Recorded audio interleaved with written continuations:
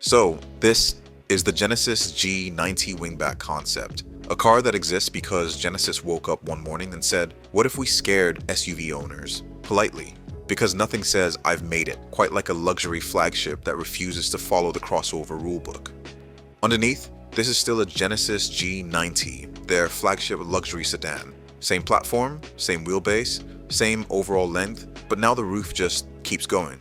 Which means Genesis didn't make a wagon because it was easy. They made it because they wanted to. This is what happens when a sedan hits leg day and decides practicality is part of the aesthetic.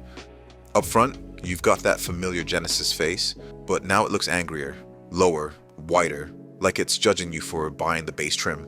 Out back, twin spoilers, a full diffuser. Functional aero on a luxury wagon, because apparently Genesis wants airflow and intimidation.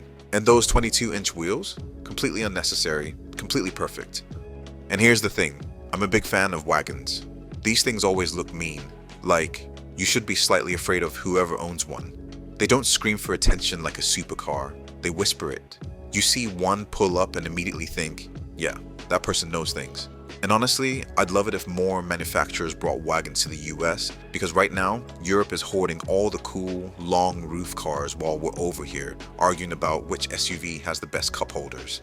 Wagons are the ultimate stealth flex, fast, practical, luxurious, driven by people who clearly don't need validation.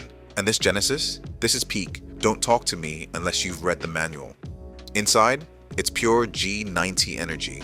Quilted leather, premium materials everywhere, and enough craftsmanship to make a Swiss watch feel insecure.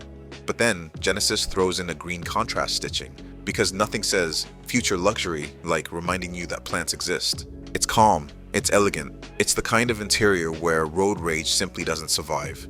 Powertrain-wise, Genesis hasn't gone full spec sheet mode yet, but expect G90 fundamentals. Twin-turbo V6, all-wheel drive, smooth 8-speed automatic.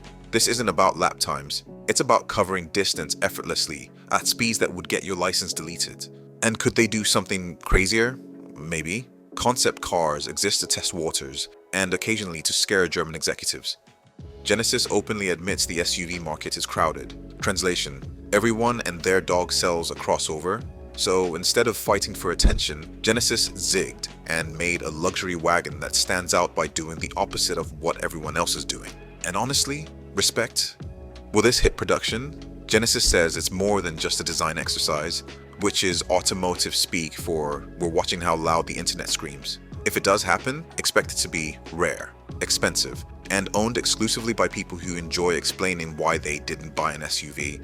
So what did we learn today? Wagons aren't dead, they're just selective. SUVs are dominant, but not interesting. And Genesis is quietly becoming one of the boldest luxury brands on the planet. This isn't for everyone, and that's exactly why it works.